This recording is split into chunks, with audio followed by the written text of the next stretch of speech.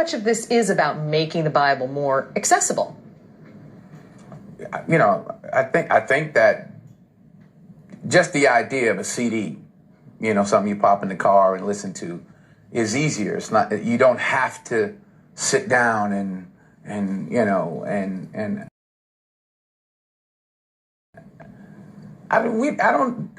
that's a question for Robbie, but you didn't change the words at all necessarily. They're verbatim. Okay. Yeah. It's the same but words. someone interpreting it, first of all, as an actor or you know, interpreting, or not even an actor, just interpreting it might hopefully make it more attainable, understandable.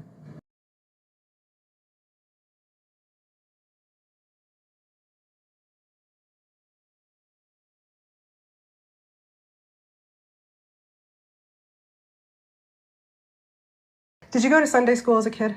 My father was a minister in the Pentecostal Church of God in Christ for 50 years, so I went to everything: Sunday school, morning service, afternoon service, evening service. So those Bible classes, your dad, it all came in handy, I think. Did it bring back memories? I wasn't listening then. Back then, I didn't want to go. But, you know, it must have, after reading this and just really delving into this topic, and this, it had to have really hit home for you, my friend.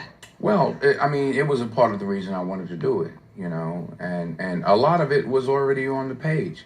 I mean, it wasn't like what we did basically was to go back to Gary's original script, which was, you know, and we made sure we had certain quotes right and things like that. But we actually pared away a lot of what I had to say. It was a lot of, he talked a lot in some of the original scripts. And then even in the process of the scripts, I think Warner Brothers got nervous about too much spirituality.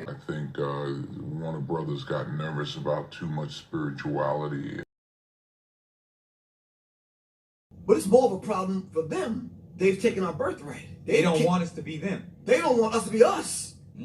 They don't want you rapping your head. Right. You understand? Even though we are the true Hebrews. So I'm going to be reading from the Apocrypha, which is in the 1611 King James Version of the Bible. I'm going to read Wisdom of Solomon. Solomon was the wisest man on the earth at one point. Start at chapter 7, verse 7. Wherefore I prayed, and understanding was given me. I called upon God, and the spirit of wisdom came to me.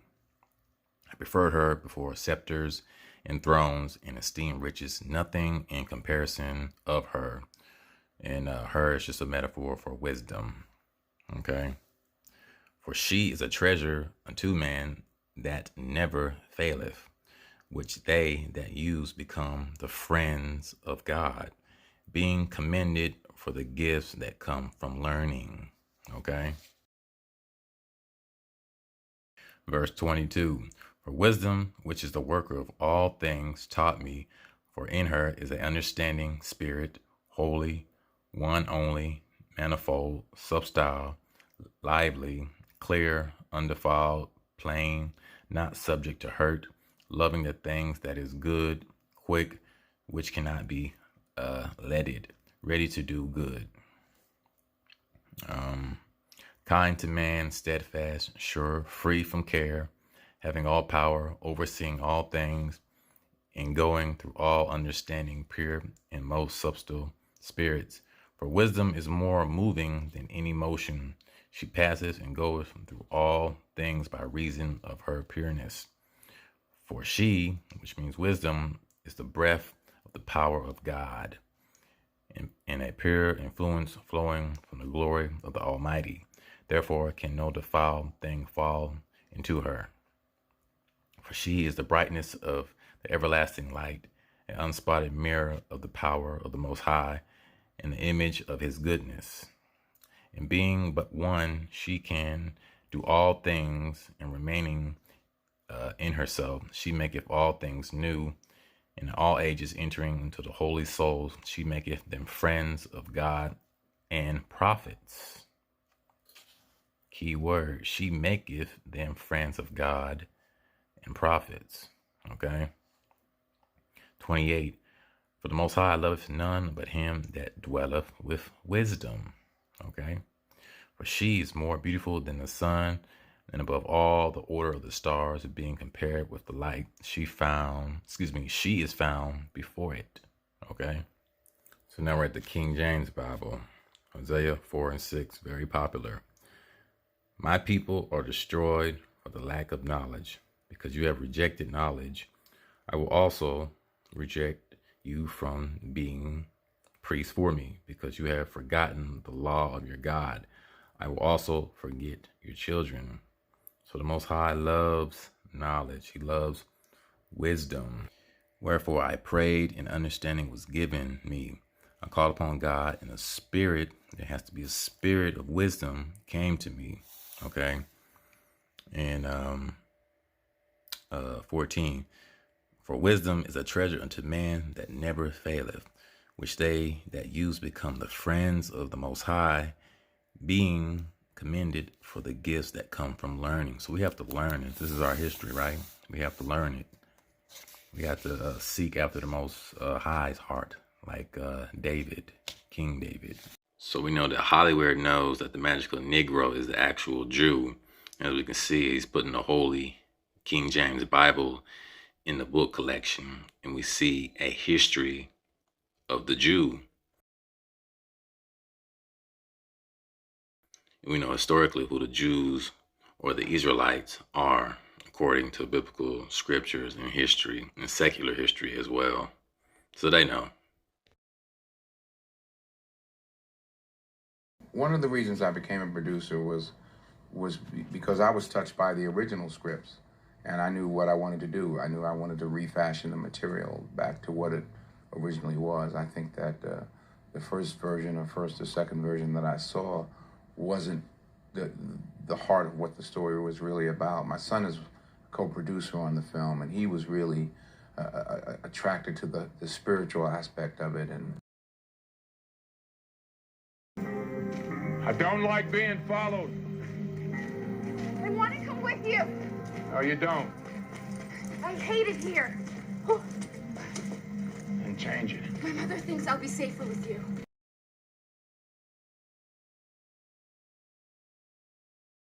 And really was the one who convinced me, as he did with Training Day and American Gangster, convinced me to be a part of the project. So that must have been, wow, for you, for your son to be so intuitive.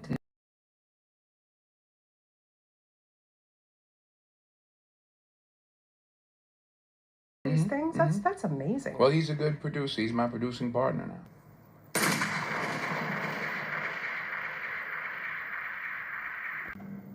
You see, what did I tell you?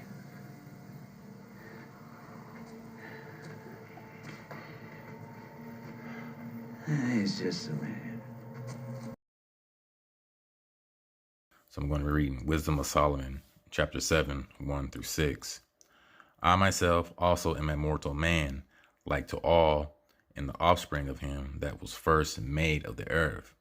And in my mother's womb was fashioned to be flesh in the time of 10 months, being compacted in blood, of the seed of man. I repeat, of the seed of man.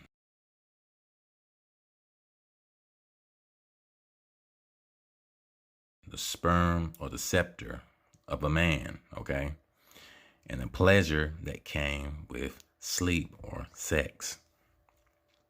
And when I was born, I drew in the common air and fell upon the earth, which is of like nature, and the first voice which I uttered was crying, as all others do. I was nursed in swaddling clothes, and that with cares. For there is no king that had any other beginning of birth. So that kills the virgin birth doctrine that they promote in these religions. Okay, I'm gonna repeat. For there is no king that had any other beginning of birth. But don't they teach you in religion that Christ was born of a virgin birth with no man? So how can it be the seed of David if there's no genealogy? The Y chromosome is passed down through the father to son. Okay, there you go. For all man have one entrance into life, and the like going out. I repeat, for all man have one entrance into life, and the like going out. So there's only one way to come into this life. God did not come down and impregnate some woman, Virgin Mary, and begot this demigod named Christ. That is a lie. I'm just telling you, that's why he took out these books, man. That's why he took out the Wisdom of Solomon. They took out Ecclesiasticus. And all these books, they took out Bel and the Dragon. You know why? Because it exposes the hypocrisy and the paganism in the New Testament.